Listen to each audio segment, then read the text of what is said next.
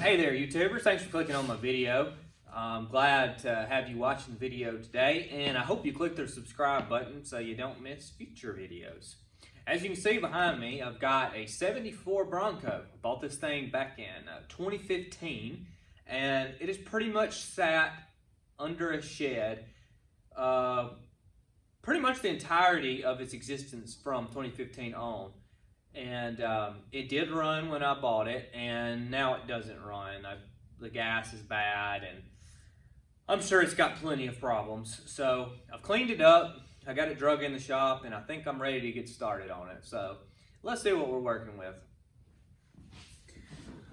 So as you can see, under the hood, it's not too bad. It looks pretty good under here. The factory wiring harness is still intact, and that's always a good thing. I've just seen so many of these where people have come in and done their own wiring jobs where they have just little splices crimped on, a lot of times with pliers and other methods that really just don't stand the test of time. But all in all, pretty good starting position here. I guess I ought to take a couple of things loose and make sure we don't have any big dirt daubers, nests, or surprises. Now, the astute among you will notice that this battery here looks brand new, and that's because it is. The original battery that was on it a few years ago, well, original to me, battery, no bueno, no es bueno. So I'm going to take some things apart and we'll have a look at it.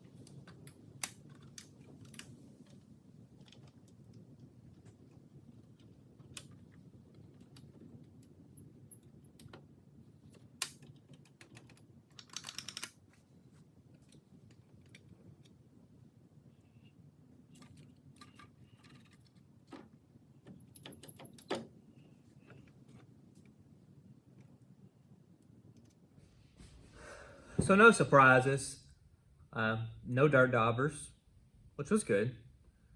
And the carburetor is dry as a bone, which I would suspect. Hopefully the gas that dried up in there hasn't left any bad deposits. This carburetor probably will have to be rebuilt. However, I've got some other plans for the engine, which may include fuel injection.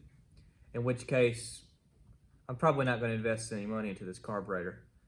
So let's just see if we can get it running.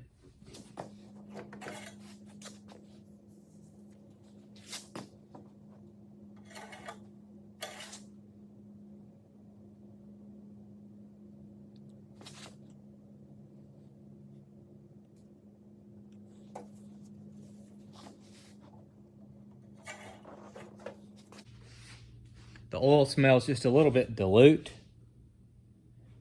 Like maybe the carburetor was running rich before. And it looks like it could use some oil. I should probably change it, but I think we're just gonna go with it. Now you'll notice that I'm doing the easiest things first.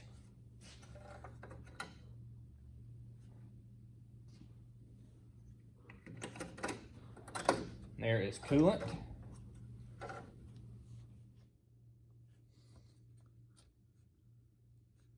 And the points are not frozen, so we should be good there. Looks like it had a pretty new distributor cap on it. Now, while I don't recommend sniffing gasoline, I will say the method I usually use Well, now I'm trying to figure out the quality of gas in a vehicle like this. Is to sniff the gasoline. Woo! Varnished. Yep. So I don't really think I'm gonna want that running through the carburetor. So I think we'll probably bypass the fuel tank for now. Right there is the mechanical fuel pump, and of course the line that feeds the carburetor.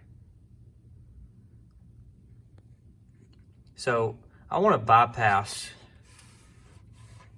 from the inlet here all the way back to the gas tank. So to do that, I'm going to remove this hose from the inlet and hook that up to a gas jug. So now that filter and fuel line from the fuel tank have been replaced with a 3/8 fuel line that comes all the way up here to a regular gas jug. Kind of a redneck looking setup, don't you think? All right, so I've got the ignition coil unplugged, both from the distributor and the coil wire from the distributor. And I'm gonna put the negative battery cable on. And now my wife is gonna turn over the vehicle and we'll see if we can get some gas pumped up to the carb. Go ahead.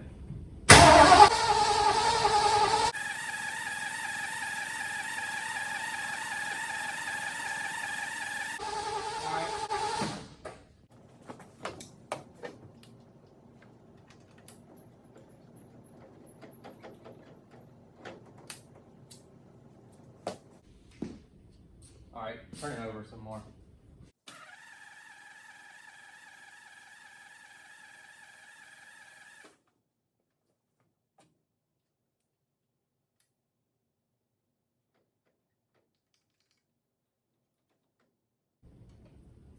I'm not seeing any gas come out of the accelerator pump, which could mean a few things. The fuel bowl is still dry, which would mean the fuel pump isn't pumping or there's an obstruction, or the accelerator pump just doesn't work. But we'll turn it over a little more and see if we can get some gas pumped up. Go ahead. All right, so I wasn't getting any gas coming out of the accelerator pump. So I thought perhaps this filter was stopped up, and I removed all of this and just checked it, and it doesn't seem like it's stopped up, and the pump is definitely pumping gas to the filter. So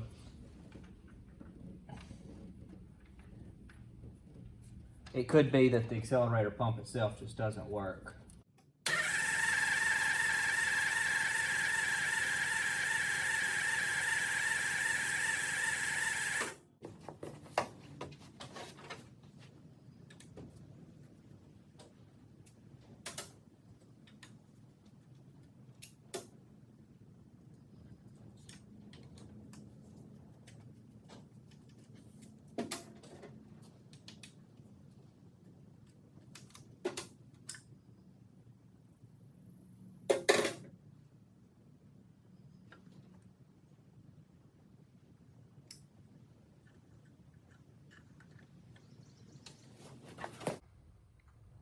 So my fuel bowl is completely dry. I have removed the hat off of the carburetor. So the float needle is stuck. That'll do it. So I think this was my culprit. The needle was not able to move up and down on its seat. So I've taken it out and cleaned it out. The best thing would be to just replace this in the float. And this, I don't know if the seat is something you normally replace or not, but I've shot it with a little brake cleaner. It seems like it's doing better now. So let's give it a round 2. All right, so I got the carburetor put back together, got the float put back on, the needle put back in there, and it seems like it's moving up and down pretty good. Hopefully we won't get into a flooding situation where it puts too much gas in there.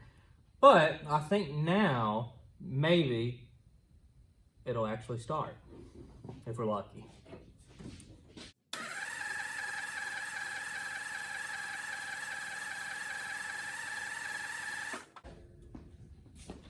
I should have filled up the bowl before I put it back together.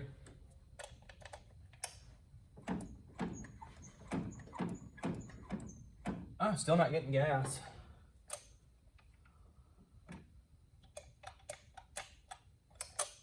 All right, try that.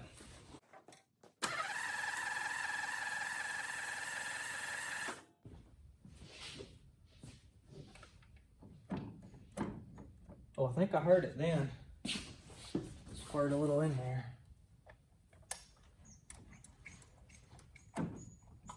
Yeah, getting gas now.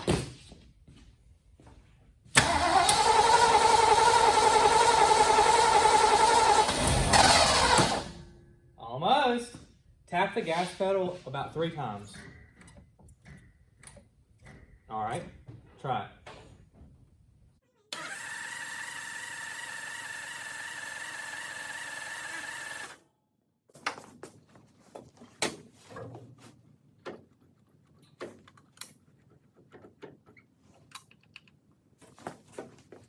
All right.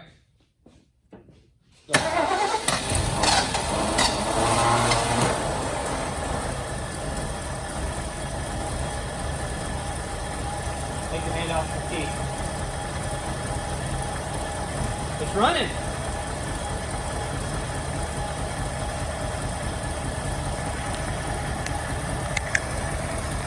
It may look like a redneck setup. That's because it is. But the old piece of American engineering is working. No smoke yet. Seems like it's idling pretty good.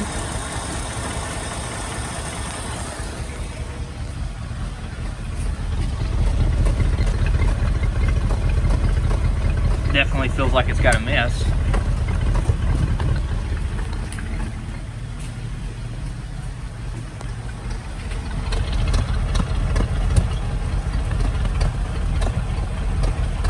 Oh yeah.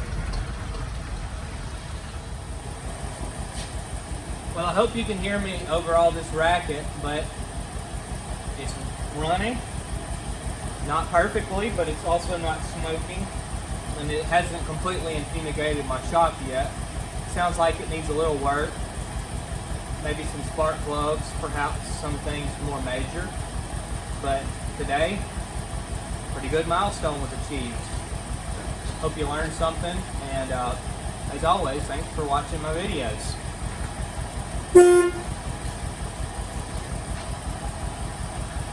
And as a bonus, I couldn't have gotten it running without my beautiful wife.